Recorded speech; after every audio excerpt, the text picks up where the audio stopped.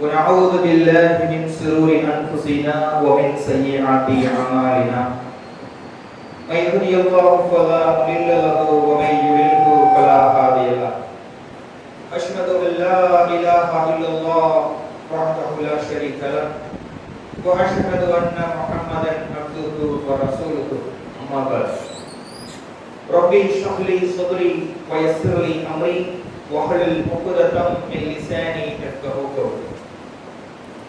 அகிலங்களை படைத்து பரிபாலித்து பக்குவப்படுத்திக் கொண்டிருக்கும் அந்த ஏக இறைவன் அல்லாஹ் ஒருவனுக்கு புகழ் அனைத்தும் குறித்தவரார். அண்ணல் பெருமானார் நபி ஸல்லல்லாஹு அலைஹி வஸல்லம் அவர்களின் மீதும் அண்ணலாருடைய குடும்பத்தினர் மீதும் அண்ணலாருடைய சொல் செயல் அங்கீகாரங்களை அப்படியே பின்பற்றி வாழ்ந்து மரணித்த சத்திய சஹாபாக்கள் மீதும் இந்த ஜும்ஆவுடைய கடமையை நிறைவேற்றுவதற்காக இறை இல்லத்திலே குழுமி இருக்கக்கூடிய நாம் அவர்கள் அனைவரின் மீதும் இங்கு பேசப்படக்கூடிய மார்க்க உபதேசங்கள் யாருடைய காதுகளில் எல்லாம் சென்று சேருகிறதோ அத்தகையோர் அனைவரின் மீதும் அல்லாஹ்வின் சாந்தியும் சமாதானமும் உண்டாவதாக. கணிதக்குரிய அல்லாஹ்வின் நல்லடியார்களே, சகோதர சகோதரிகளே, மனிதன் தன்னுடைய வாழ்க்கையில் தான் அடைந்து கொள்ள வேண்டிய விஷயங்களுக்காக நிறைய சிரமங்களை அனுபவிக்கிறான், நிறைய தயாரிப்புகளை அவன் மேற்கொள்கிறான், நிறைய திட்டமிடல்களை அவன் வகுத்துக் கொள்கிறான். ஒரு 5 வருடங்களுக்கு பின்னால் நான் எப்படி இருக்க வேண்டும் என்று இப்பொழுதே முயற்சி செய்கிறான். என் குழந்தைகளும் என் தலைமுறைகளும் எப்படி நடந்து கொள்ள வேண்டும் என்று அவர்களுடைய பொருளாதார விஷயத்திலே இப்பொழுதே முயற்சி செய்யக்கூடியவனாக மனிதன் இருக்கிறான். ஒரு பயணத்தை மேற்கொண்டால் கூட, ஒரு சுற்றுலாவை மேற்கொண்டால் கூட, ஏன் ஒரு ஹஜ் பயணம் என்றால் கூட தேவையான எல்லா விஷயங்களையும் அவன் தயார்படுத்தி வைத்துக் கொள்ளக்கூடிய ஒரு சிந்திக்கக்கூடிய பிராணிதான் இந்த மனிதன். மனிதனை தவிர ஏழைய எந்த பிராணிகளும் தன்னுடைய எதிர்காலத்திற்காக சிந்தித்து வாழக்கூடியவை கிடையாது. அப்படிப்பட்ட இந்த மனிதர்களும் செழித்து அவர்கள் மிகச்சிறந்த வாழ்வை அடைந்து கொள்வதற்காக அல்லாஹ் ரப்பல் ஆலமீன் திருமறை குர்ஆனை உலகத்திற்கு தந்து அதை போதிக்கக்கூடிய அண்ணல் நபி ஸல்லல்லாஹு அலைஹி வஸல்லம் அவர்களை நமக்கு தந்து, நீங்கள் இந்த வாழ்க்கையிலே இந்த மார்க்கத்தை இந்த வழியிலே பின்பற்றி சென்றால் நீங்கள் உயர்ந்த சொர்க்கத்திற்கு சென்று விடுவீர்கள் என்ற நற்செய்தி சொல்லக்கூடிய ஒரு தூதரை அல்லாஹ் தந்திருக்கிறார். அந்த தூதர் ஸல்லல்லாஹு அலைஹி வஸல்லம் அவர்கள் இந்த உலகத்தில் வாழக்கூடிய ஏழைய மனிதர்களும் வாழ்வதை விட முஸ்லிம்களுடைய ஒரு வாழ்வு எப்படி இருக்க வேண்டும் என்று சொன்னால் தனித்துவமாக இருக்க வேண்டும் என்று நமக்கு போதித்திருக்கிறார். எல்லாவற்றிலும் தனித்துவம், நடத்தையில் இருந்து நம்பிக்கை வரை தனித்துவம்.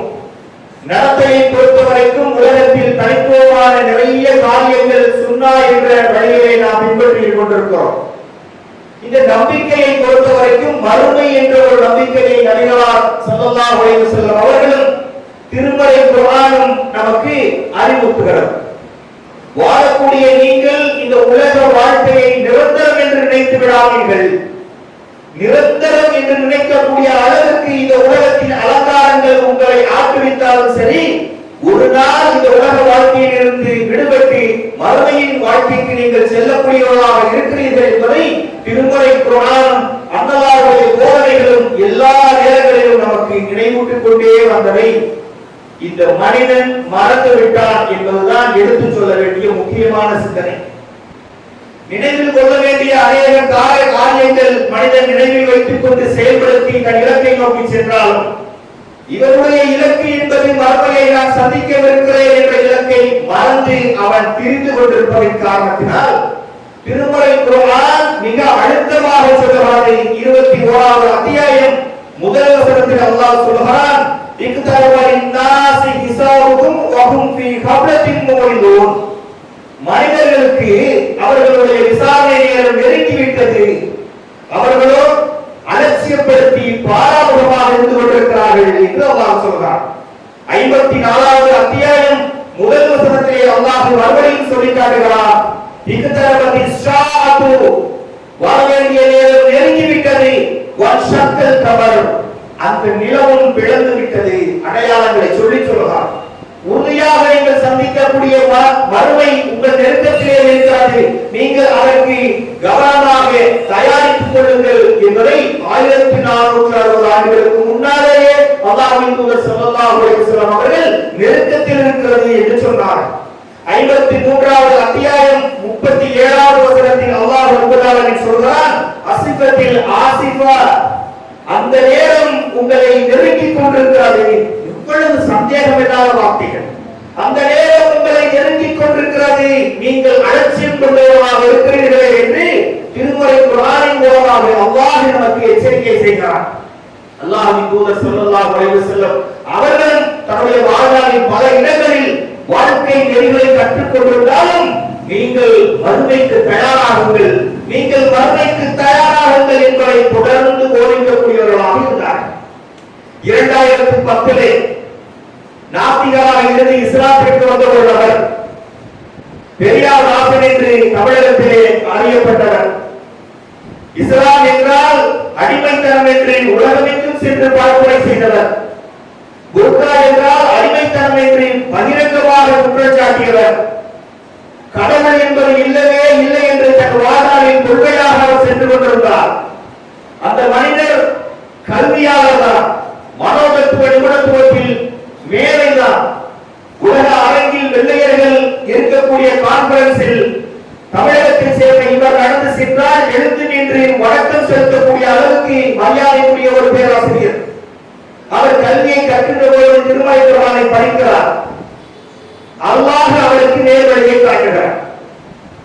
நேர்வழியை காட்டிவிட்டு ஏகத்துவத்தை ஏற்றுக்கொண்டவர்களாக தன்னுடைய கட்சிக்கடமை முடித்துவிட்டு இந்தியா திரும்புகிறார். திரும்பிய பொழுது இருவர்கள் ஆறாவதாக சந்திக்கிறார்கள். பெரியார் வாசனாக இருந்த நீங்கள், இறை மறுப்பை உலகமெங்கும் போதித்த நீங்கள் எப்படி இந்த இஸ்லாத்தை ஏற்றுக்கொண்டீர்கள்? ஆச்சரியத்தின் உச்சத்தில் இருந்தார். தன்னுடைய மனைவியின் பெயரை பாத்திமா என்று மாற்றி அவர் அறிமுகம் செய்தார். நிருபர்கள் கேட்கின்ற போது அந்த மனிதர் சொன்னார், இறைவன் இல்லை என்று நான் சொன்னேன் தான், புர்கா அடிமைத்தனம் என்று நான் சொன்னேன் தான், வணக்க சார்பை எல்லாம் கேலி கிண்டல் செய்தேன் தான். ஆனால் திருமறை குர்ஆனில் ஒரு குறிப்பிட்ட வசனங்கள் வருகிறது, அது என் உள்ளத்தை உலுக்கிவிட்டது என்று சொன்னார். என்ன வசனங்கள்? இது போல இப்போ நாம் சொல்லிக் காட்டிய வசனங்களை போன்ற சில வசனங்களை சொல்லி அவர் சொல்கிறார், நான் கடவுள் இல்லை என்று சொல்லிக் கொண்டிருக்கிறேன், ஒரு பெரும் கூட்டம் இறைவன் இருக்கின்றான், மறுமை என்ற ஒரு வார்த்தை இருக்கிறது மரணத்திற்கு பின்னால் என்று சொல்கிறார்கள். எனக்கு ஒரு சிந்தனை ஏற்பட்டது, கடவுள் இல்லை என்று சொல்லக்கூடிய நான் இறப்புக்கு பிறகு உண்மையிலேயே மறுமை வாழ்க்கை இல்லை என்று சொன்னால் நான் தப்பித்துக் கொள்வேன். என் கருத்தில் நான் ஸ்ட்ராங்காக இருந்தால், ஒருவேளை பெரும்பான்மையான முஸ்லிம்கள் நினைக்கக்கூடிய அளவுக்கு மறுமை என்ற ஒரு வாழ்க்கை இருந்து இறைவன் என்ற ஒருவர் இருந்தால் அப்பொழுது நான் என்ன பதில் சொல்ல வேண்டும்? அதற்கான கேள்வியை தேடிக்கொண்டே இருந்தேன். திருமறை குர்ஆனில் எனக்கு அதற்கான விடை கிடைத்தது என்று பதில் சொன்னார். அவர் சொன்ன ஒரே ஒன்று அதுதான், மறுமை என்ற ஒரு வார்த்தை இருக்கிறது. கண்டவர் விண்டிலர், விண்டவர் கண்டிலர். சொல்லக்கூடிய யாரும் அதை பார்ப்பதில்லை, மரணத்தை விட்டு அங்கு சென்ற யாரும் அதை சொன்னதில்லை. இப்படிப்பட்ட ஒரு நிலையில் கல்வியாளரானால் எதை தேர்ந்தெடுக்க வேண்டும் என்று தன்னுடைய பேட்டியில் சொல்கின்ற பொழுது சொல்கிறார், என் கருத்து உண்மையாக இருந்தால் நான் தப்பித்துக் கொள்வேன். திருமறை குர்ஆன் சொல்வதை போல நரகம் என்று ஒன்று இருந்து நான் இறை மறுப்பிலேயே மரணித்து விட்டால் கல்வி கற்றதா என் அறிவை கொண்டு நரகத்திற்கு செல்ல வேண்டும். ஆனால் சிந்தித்து பல மதங்களை ஆய்வு செய்து நிறைய வேதங்களை படித்து இறுதியாக நான் முடிவுக்கு வந்தேன், இஸ்லாம் தான் நேரிய மார்க்கம், மறுமையின் வாழ்க்கையை இது உண்மைப்படுத்துகிறது என்ற முடிவுக்கு வந்தேன் என்று சொல்கிறார். வருகின்ற பொழுது அவருக்கு 60 வயதுக்கு மேல். அவ்வளவு நாட்களும் நாத்திகத்தை போதித்துக் கொண்டிருந்த மனிதர். அல்லாஹ்வின் தூதர் ஸல்லல்லாஹு அலைஹி வஸல்லம் அவர்கள் சொல்லக்கூடிய ஒரு சம்பவம் தான் இந்த இடத்தில் நினைவுக்கு வருகிறது. சகோதரர்களே, அல்லாஹ் ரப்பல் ஆலமீன் சொல்கிறார், நபிகளார் சொன்னார்கள், 60 வயதை அடைந்துவிட்ட பிறகு அதற்கு மேல் நீங்கள் சொல்லக்கூடிய வார்த்தை பற்றிய எந்த சாக்குப்பாடுகளும் அல்லாஹ் ஏற்றுக்கொள்வதில்லை. புகாரிலே வரக்கூடிய ஹதீஸ். அல்லாஹ்வின் தூதர் சொல்கிறார்கள், ஒரு வசனத்தை எடுத்து காட்டுகிறார்கள். 35வது அத்தியாயம் 37வது வசனத்தில், நாளை மறுமையிலே அந்த மனிதன் துன்பப்படுகின்ற பொழுது சுவைக்கின்ற ஒருவன் அல்லாஹ்வின் வேதனைகளை சுவைக்கின்ற பொழுது அவன் சொல்லுவாராம், ரப்பனா அக்ரிஜ்னா நஅமஸ் ஸாலிஹா, இறைவா எங்களால் இந்த கொடுமை தாங்க முடியவில்லையா அல்லாஹ், எங்களை நீ அவகாசம் கொடுத்து பூமிக்கு அனுப்பினால் நாங்கள் எந்த தீமையை செய்து கொண்டிருந்தோமோ அந்த தீமையை விட்டுவிட்டு நீ விரும்பக்கூடிய நல்லறங்களை செய்துவிட்டு வருகிறோம் யா அல்லாஹ் என்று மறுமையின் திடுக்கிடும் நிகழ்வுகளை பார்த்து, இன்னும் முழுமையாக கூட அவர் தீர்ப்பு சொல்லப்பட்டிருக்க மாட்டார், அந்த திடுக்கிடும் நிகழ்வுகளை பார்த்து மனிதன் அலறுவானாம், கதறுவானாம். அல்லாஹ்வின் தூதர் சொல்லிவிட்டு சொல்கிறார்கள், 60 வயதை கடந்துவிட்ட பிறகு அல்லாஹ் உன்னை கைப்பற்றினானே, உனக்கு சரியான அவகாசம் கொடுத்துதானே கைப்பற்றினார், மறுமை பற்றிய சிந்தனைக்கு கடைசி வரைக்கும் நீ வராமலேயே மரணித்து விட்டாயே, இது உனக்கு இனி அவகாசம் அளிக்கப்படாது என்று அவனுக்கு பதில் சொல்லப்படும் என்று அல்லாஹ்வின் தூதர் ஸல்லல்லாஹு அலைஹி வஸல்லம் அவர்கள் சொன்னார். மனிதன் அந்த அலறல் அந்த நிலையில் நான் இருந்துவிடக் கூடாது என்பதற்காக இந்த மறுமையினுடைய சிந்தனை உங்களை ஏற்படுத்தும் என்றால், ஒரு பெரியார்தாசன் குஃப்ரிலே இருந்தவர் இஸ்லாத்தை ஏற்றுக்கொண்டு மரணத்தை தழுவினார் என்று சொன்னார்.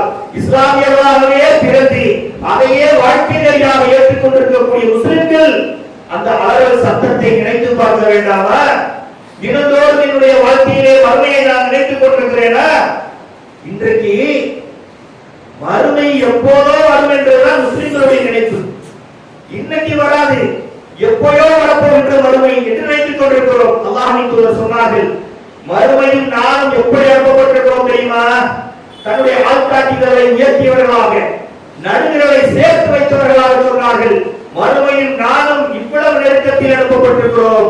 அல்லாஹ்வின் தூதர் ஸல்லல்லாஹு அலைஹி வஸல்லம் அவர்கள் உலக முடிவினாலின் பெரிய அடையாளங்களை பட்டியலிடுகிறார்களே, அதில் சிறிய வகை அடையாளங்கள் ஒன்று அல்லாஹ்வின் தூதர் ஸல்லல்லாஹு அலைஹி வஸல்லம் அவர்கள் நபித்துவம் பெற்றது.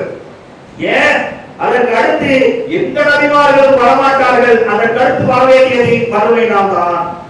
1460 வருடங்களுக்கு முன்னால் சொல்கிறார்கள், நானும் மறுமை நாளும் 2 விரல்களுக்கு இடைப்பட்ட தூரத்தை விட நெருக்கமாக இருக்கிறோம் என்றால், இன்றைக்கு வரும் நாளைக்கு வரும் என்று நினைத்துக் கொண்டிருக்கிறோமே, நான் இத்தனை ஆண்டுகள் வாழ்ந்து விடுவேன், குடும்பத்திற்கு இதை சேர்த்து விடுவேன் என்று நினைத்துக் கொண்டிருக்கிறோமே, மறுமையினுடைய வாழ்க்கையை மறந்த மனிதனாக மக்கள் வாழ்கின்ற பொழுது திருமறை குர்ஆன் அவருடைய தலையிலே கொட்டி சொல்கிறது, நாளைய தினம் மறுமையில் நீ மாற்றிக்கொண்டாய் என்று சொன்னால் என்ன செய்வாய் என்பதற்கு மட்டும் வாழாளிலே நீ பதிலை சேகரித்துக் கொள் என்று சொல்கிறார்.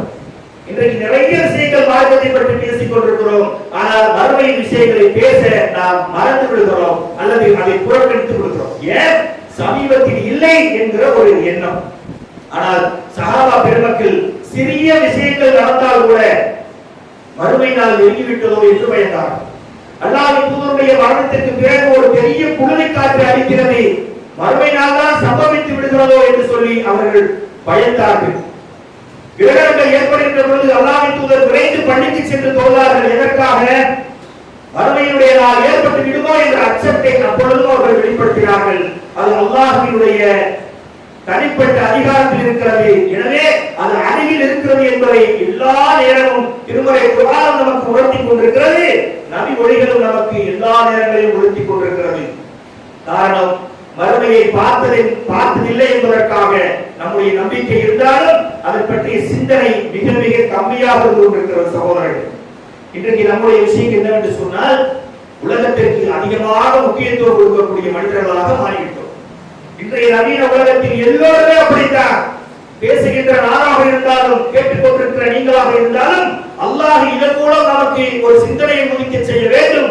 உலகத்தை அதிகமாக நேசிக்கக்கூடிய ஒரு மனிதன் நிச்சயமாக மறுமையிலே வெற்றி பெற மாட்டான். அல்லாஹ் இந்த உலகத்தை அலங்காரமாக ஆக்கி எல்லா வகையான வசதிகளையும் நமக்கு வாழ்வதற்கு கொடுத்து வாழ வைத்திருக்கிறான் என்று சொன்னால், வாழ்க்கை வாழ்வதற்கே, என்ஜாய் பண்ணுவதற்கே என்பதற்காக அல்ல. நீங்கள் ஒரு பயணியை போல் வாழ்ந்து கொண்டிருக்கிறீர்கள். ஒரு பயணி தன்னுடைய டிராவலுக்காக இறை எடுத்துக் கொள்வாரோ, அத்தியாவசியமானதை மட்டும் எடுத்துக் கொள்வானே, அது போன்ற ஒரு வாழ்வாதாரத்தை நீங்கள் ஏற்படுத்திக் கொள்ளுங்கள். அதிகமாக உலகத்தின் பக்கம் வீழ்ந்து விடாதீர்கள் என்று திருமறை குர்ஆன் நமக்கு சொல்லுகிறார். கணிதத்துக்குரியவர்களே, அல்லாஹ்வின் தூதர் ஒரு முறை சொன்னார்கள், முஸ்னத் அஹ்மதில் வரக்கூடிய செய்தி, உணவு தட்டை மனிதன் தேடி வருவதை போல ஒரு காலம் வரும், முஸ்லிம்களாகிய உங்களை எதிரிகள் படையெடுத்து நாலாபுரமும் தேடி தேடி வந்து கொள்ளுவார்கள் என்று சொன்னார். சஹாபாக்கள் அதிர்ந்து போனார்கள். கேள்வி கேட்டார்கள், அல்லாஹ்வின் தூதரே, அந்த காலத்தில் நாங்கள் எண்ணிக்கையில் குறைவாக இருப்போமா அல்லாஹ்வின் தூதரே என்று கேட்டபோது சொன்னார்கள், இல்லை இல்லை, அந்த காலத்தில் நீங்கள் எண்ணிக்கையில் அதிகரித்தவர்களாக மிகுந்தவர்களாக இருப்பீர்கள், ஆனால் உங்களிடத்திலே வஹி வந்துவிடும் என்று சொன்னார். வஹி என்றால் என்ன அல்லாஹ்வின் தூதரே என்று கேட்டபோது சொன்னார்கள், உலகத்தின் மீது கொண்ட ஆசை அதிகமாவது, மரணத்தை நீங்கள் வெறுப்பது. உலகத்தை அதிகமாக நேசிக்கக்கூடிய ஒருவன் இறந்து விடுவதற்கு அவன் ஒருபோதும் விரும்ப மாட்டான். உண்மையிலேயே அல்லாஹ் நமக்கு வாக்களித்திருக்கக்கூடிய சொர்க்கத்தை அனுபவிப்பதாக இருந்தால் இவன் மரணித்துதானே ஆக வேண்டும். ஒரு நல்ல மனிதர் முஸ்லிம் என்று நினைப்பார், நான் மரணித்து சுவனத்தை அடைய வேண்டும் என்று நினைப்பார். ஆனால் உலக ஆசைகளை மூழ்கி விட்டவன், எனக்கு மரணம் இப்பொழுது வந்துவிடக் கூடாது, அனுபவிக்க வேண்டியது என்னென்னவோ இருக்கிறதே என்று நினைக்கக்கூடியவனாக இருப்பான். சகோதரர்களே, இன்றைக்கு எல்லா விஷயங்களையும் நம்ம கவனத்தில் கொள்ள வேண்டும். இன்றைக்கு திருமணத்தில் உலகத்தில் நடக்கக்கூடிய மனிதனுடைய வாழ்க்கை சுழற்சிகள் எல்லாமே விவாதத்துக்கு சொல்லப்பட்ட இந்த மார்க்கத்தில் குறிப்பிட்ட விஷயத்தை கொண்டு எடுத்துக்கொள்வோமே. இன்றைக்கு திருமணத்தை எடுத்துக்கொள்ளுங்கள். திருமணம் என்னுடைய சுன்னா என்று நபிகளார் சொல்லிவிட்ட பிறகும் சுன்னாவின் படிதான் நம் சமூகம் செயல்பட்டுக் கொண்டிருக்கிறதா? நபிகளார் நம்முடைய காலத்தில் இருந்திருந்தார்கள் என்று சொன்னால் நாம் நடத்தக்கூடிய திருமணங்களை, அனாச்சாரங்கள் நடந்த திருமணங்களை அனுமதித்திருப்பார்களா? இன்றைக்கு எப்படி காலம் மாறிவிட்டது என்று சொன்னால், ஒரு ஆணுக்கும் பெண்ணுக்கும் பருவ வயது அடைந்து திருமணம் பேசுகின்ற பொழுது, இந்த வாழ்க்கை எனக்கு மறுமையிலே நன்மை தர வேண்டும் என்று நினைக்கக்கூடிய ஆணும் பெண்ணும் எத்தனை பேர்? இந்த வாழ்க்கை துணை மூலமாக எனக்கு சந்ததிகள் உருவாகும், அவர்கள் மூலமாக எனக்கு நன்மை மறுமைக்கு வர வேண்டும் என்று நினைக்கக்கூடிய ஆண் பெண் எத்தனை பேர்? அல்லாஹ்வின் தூதர் சொன்னார்களே, ஆணுடைய மகன் ஒரு கொலையை முதலாக ஒருவர் செய்தார். அதற்கு எவ்வளவு பெரிய தண்டனை தெரியுமா? மறுமை நாள் வரை நடக்கக்கூடிய கொலைகளில் ஒரு பங்கு முதலில் செய்த கொலை செய்த அந்த ஆணுடைய மகனுக்கு உண்டு என்றார். அப்போ நாம இன்னைக்கு திருமணம் செய்ய போகிறோமே, அந்த ஆணோ பெண்ணோ இவன் மூலமாக மறுமை பேரை தேடிக்கொள்ள வேண்டும் என்ற எண்ணத்தில் இன்றைக்கு திருமணம் செய்கிறோமா? இளைஞர்களையும் இளம் வயதில் இருக்கக்கூடிய பெண்களுக்கும் இதை ஞாபகம் ஊட்டுகிறேன். யோசித்து பாருங்க, இன்னைக்கு என்ன நடக்கிறது? பையன் கேட்கிறார், பொண்ணு எப்படி வேணும் என்று கேட்டால், மார்க்கம், குடும்பம், பாரம்பரியம், செல்வம் எல்லாம் இன்னைக்கு ஒதுங்கிருச்சு, பொண்ணு சிகப்பா வேணும்னு கேட்பார். சிவப்பான பொண்ணு இருந்தால் போதும் என்பது அவருடைய தேவையாக இருக்கிறது. பெண்ணிடத்திலே கேட்டா என்ன சொல்றாங்க? மார்க்கம் மற்ற விஷயங்களே கிடையாது, சொந்த வீடு வேணும், நிரந்தர வேலை வேணும். இதுதான் முஸ்லிம்களுடைய எதிர்பார்ப்பு. சொந்த வீடு வேணும், நிரந்தர வேலை வேணும். எத்தனை பேர் அப்படி என்றால் யாரால் தயாரா முடிக்கக்கூடிய சகோதரர்களே? ஒரு காலத்தில் பிரச்சாரம் செய்து கொண்டிருந்தோம், பெண்களிடத்திலே நீங்கள் வரதட்சணை வாங்காதீர்கள், மகர் கொடுத்து நீங்கள் மனம் முடித்துக் கொள்ளுங்கள் என்று. இன்னைக்கு எப்படி தெரியுமா பிரச்சாரம் பண்ணோம்? வீடு இல்லை என்று சொன்னால் நீங்கள் மாப்பிள்ளையை புறக்கணிக்காதீர்கள், மார்க்கத்தை பார்த்து திருமணம் செய்யுங்கள் சகோதரிகளை என்று பெண்களுக்கு அறிவுறுத்தி சொல்லி ஆண்களை காப்பாற்றக்கூடிய நிலைமையை இன்னைக்கு வந்துட்டோமா இல்லையா? மார்க்கத்தை முன்னிறுத்துவதாக இருந்தால் உங்களுக்கு இருக்க வேண்டிய வாழ்வாதாரத்தை நீங்கள் பொருந்திக் கொண்டவர்களாக இருப்பீர்கள். இன்னைக்கு இந்த நிலை மாறிவிட்டது. ஏன்? உலகத்தால் அப்படி இருக்கணும், இப்படி இருக்கணும் என்ற தேவைகள் அவர்களுக்கு அதிகமாக வந்துவிட்டது. அவர்கள் வியாபாரத்தை எடுத்துக்கொள்ளுங்கள். வியாபாரத்தில் அல்லாஹ் ரப்பல் ஆலமீன் சொல்கிறார், 11வது அத்தியாயம் 86வது வசனத்தில் அல்லாஹ் ரப்பல் ஆலமீன் சுஐப் ரலியல்லாஹு அன்ஹு அவருடைய காலத்தில் நடந்த அந்த அறிவுரையை சொல்லி காட்டுகிறார். அளவு நிலைமையிலே மோசடி செய்யக்கூடிய அந்த மக்களை திருத்துவதற்காகவும் ஏகத்துவத்தை சொல்வதற்காகவும் சுஐப் ரலியல்லாஹு அன்ஹு வந்தார். வருகின்ற போது அந்த மக்களிடத்தில் சொன்னார்கள், நீங்கள் முஃமின்களாக இருந்தால் உங்கள் வியாபாரத்தில் அல்லாஹ் எதை லாபமாக கருதுகிறானோ அதெல்லாம் பரக்கத் இருக்கிறது என்றார். இன்றைக்கு வியாபாரம் செய்யக்கூடிய முஸ்லிம்களை கேட்டு பாருங்கள், வட்டி இல்லாம எப்படி வியாபாரம் செய்ய முடியும்? வட்டி இல்லாமல் எப்படி வியாபாரம் செய்ய முடியும் என்று கேட்கிறார்கள். கண்ணியத்திற்குரியவர்களே, வட்டி கலந்த எந்த பொருளாதாரத்திலும் அல்லாஹ் அபிவிருத்தி செய்வதில்லை, தன்னுடைய உதவியிலிருந்து அவர் அப்புறப்படுத்திக் கொள்கிறார். வட்டியில வியாபாரம், வட்டியில வீடு கட்டுறோம், வட்டியில வாகனம் வாங்குகிறோம், வட்டியில இஎம்ஐயில் நிறைய பொருட்கள் வாங்குகிறோம், ஃப்ரிட்ஜில இருந்து தினந்தோறும் பயன்படுத்தக்கூடிய மொபைலில் இருந்து எல்லாம் இஎம்ஐ வட்டியிலே வாங்கி கொண்டிருக்கிற முஸ்லிம்கள் அல்லாஹ்விடத்திலே பிரார்த்தனை செய்கிறார்கள், யா அல்லாஹ் என் குடும்பத்துக்கு அபிவிருத்தியை கொடு, எங்களுக்கு சிறந்த வாழ்க்கையை கொடு, மறுமையிலே சொர்க்கத்தை கொடு என்று. கண்ணியத்திற்குரியவர்களே, அல்லாஹ் ரப்பல் ஆலமீன் கடுமையாக எச்சரிக்கிறார். பன்றிக்கறி தின்றால் ஹராம் என்று சொன்ன அல்லாஹ் ரப்பல் ஆலமீன் அதற்காக நரகம் என்று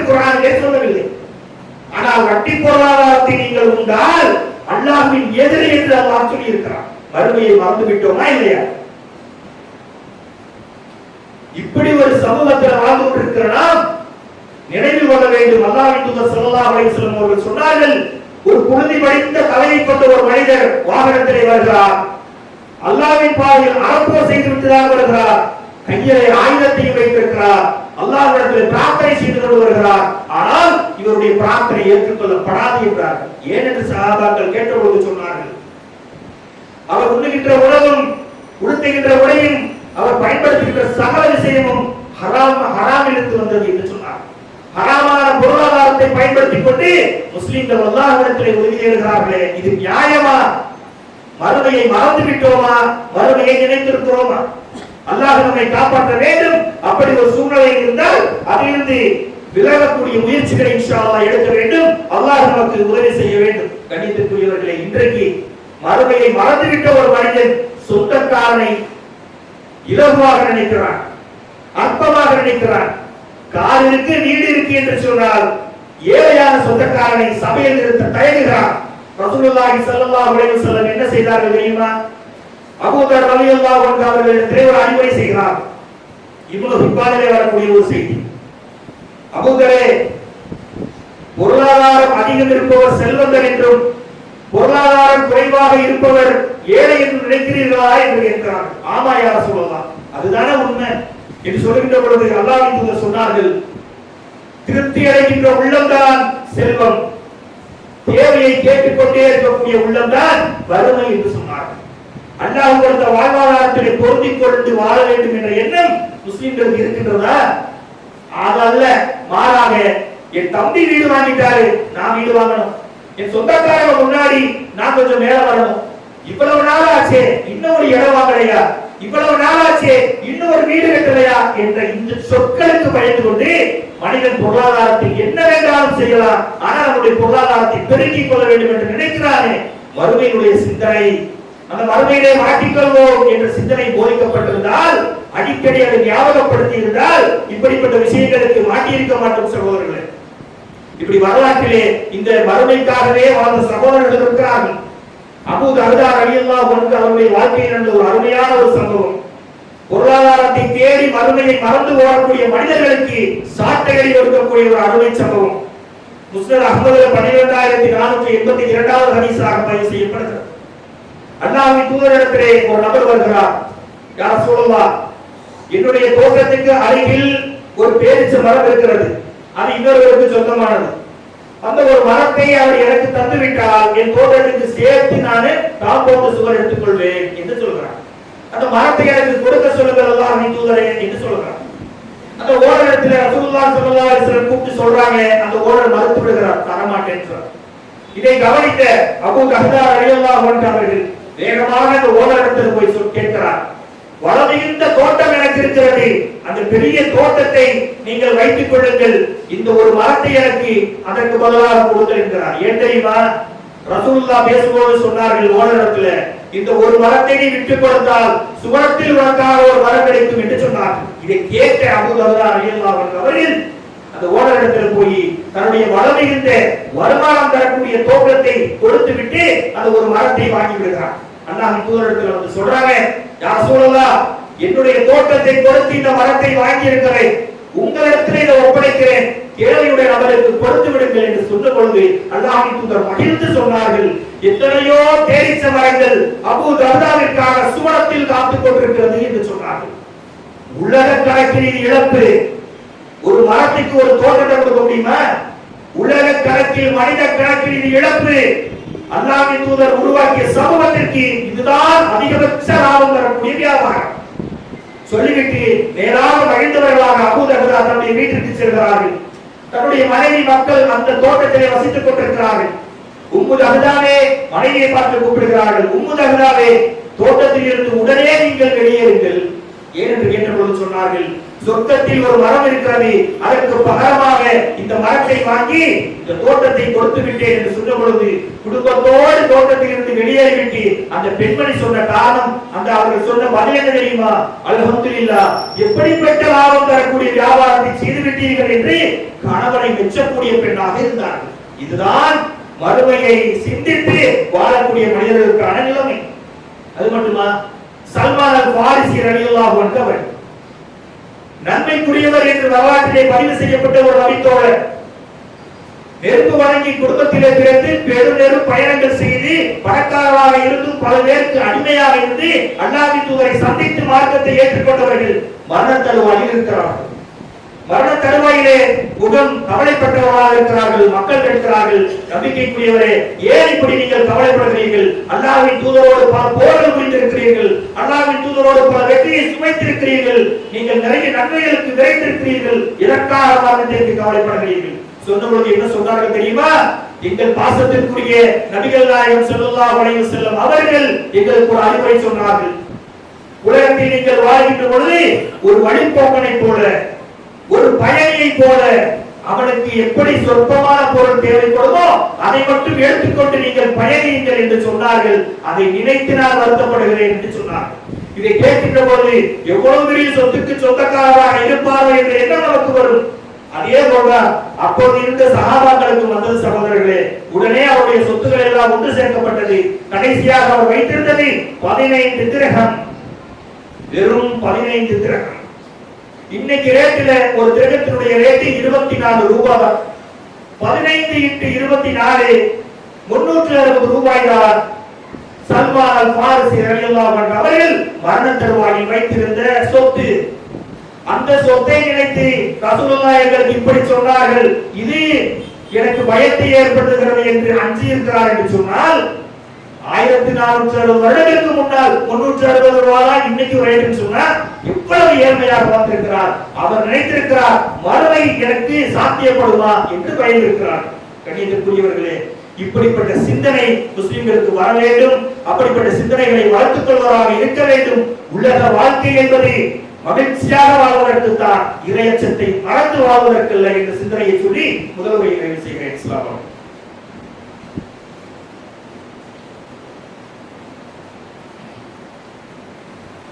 அல்ஹம்துலில்லாஹி ரப்பில் ஆலமீன்.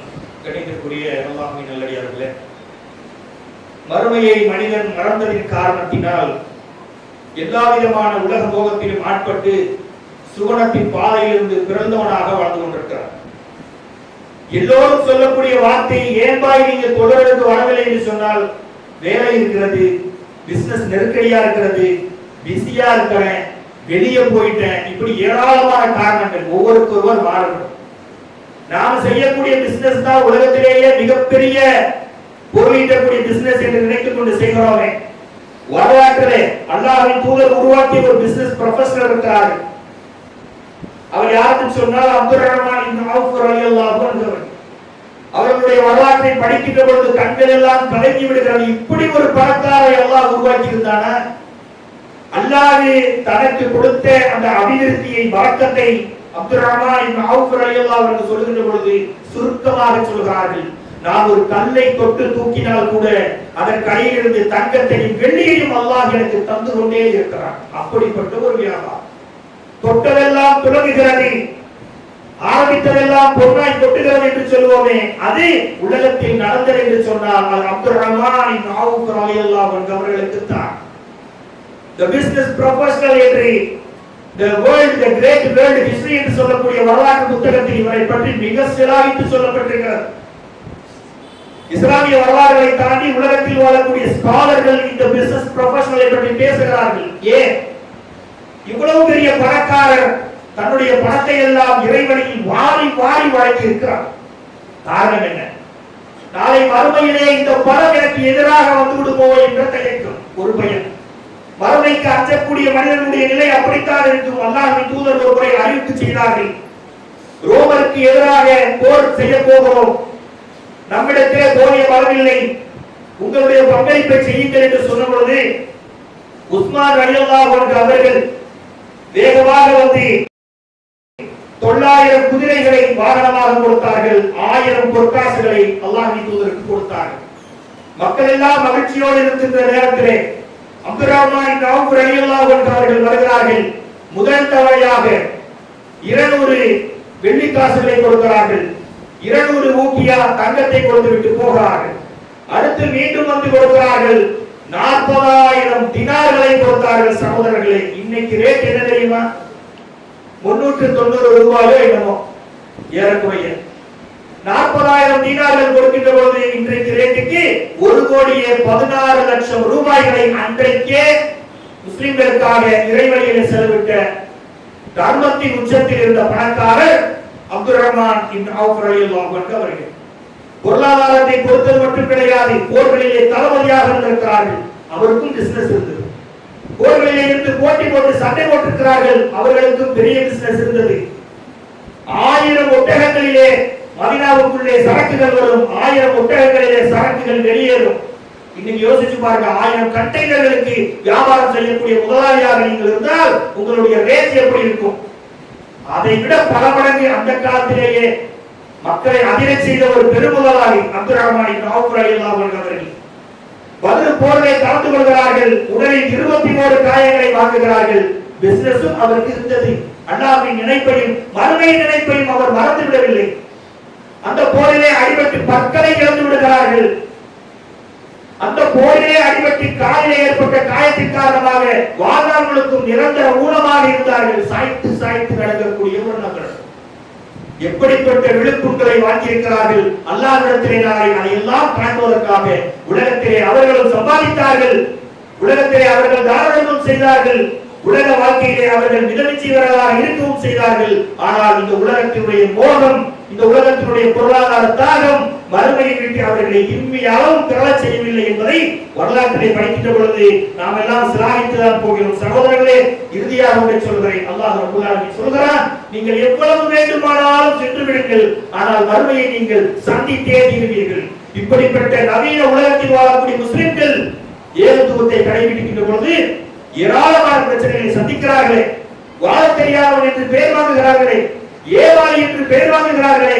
அல்லாஹ் அப்படிப்பட்ட நபர்களுக்கு ஆறுதலாக ஒன்றை சொல்கிறார். 41வது அத்தியாயம் 30 மற்றும் 31 சொல்கின்ற பொழுது அல்லாஹ் ரப்பல் ஆலமீன் சொல்கிறார், இன்னல்லதீன கானூ ரப்புல்லாஹ் சும்மஸ்தகீம், அல்லாஹ்வை உறுதியாக நம்பி அல்லாஹ்வை ஏற்றுக்கொண்டு உறுதியாக இருக்கிறார்களே அவர்களிடத்திலே மலக்குமார்கள் வந்து சொல்வார்களாம், நம்மிடத்திலும் சொல்லுவார்கள், லா தஹ்சபு, நீங்கள் கவலைப்படாதீர்கள், லா தஹ்சனு, நீங்கள் பயப்படாதீர்கள், நீங்கள் பயப்படாதீர்கள், கவலைப்படாதீர்கள். இந்த உலகத்திலும் மறுமையிலும் உங்களுக்கு உதவியாளர்களாக மலக்குமார்களாக நாங்கள் இருக்கிறோம் என்று உறுதிமொழியை ஏகத்துவத்திலே உறுதியாக இருந்து உலகமெல்லாம் வழிதவறி செல்கின்ற பொழுது அல்லாஹ்வின் பாதையிலே மறுமைக்காக செல்கிறேன் என்று நினைக்கக்கூடிய ஒரு ஆணுக்கும் பெண்ணுக்கும் இந்த வாக்குறுதியை அல்லாஹ் சமர்ப்பிக்கிறான். சகோதரர்களே, இதை ஏற்றுக்கொள்ள நாம் தயாரா என்ற கேள்வியை இந்த ஜும்ஆவுடைய சிந்தனையாக உங்கள் முன் வைத்துவிட்டு உரையை நிறைவு செய்கிறேன். அப்படிப்பட்ட சிறந்த வாழ்க்கையை வாழ்ந்து மறுமையை வெற்றி பெறக்கூடிய மக்களாக அல்லாஹ் நம்மை ஆக்குவானாக.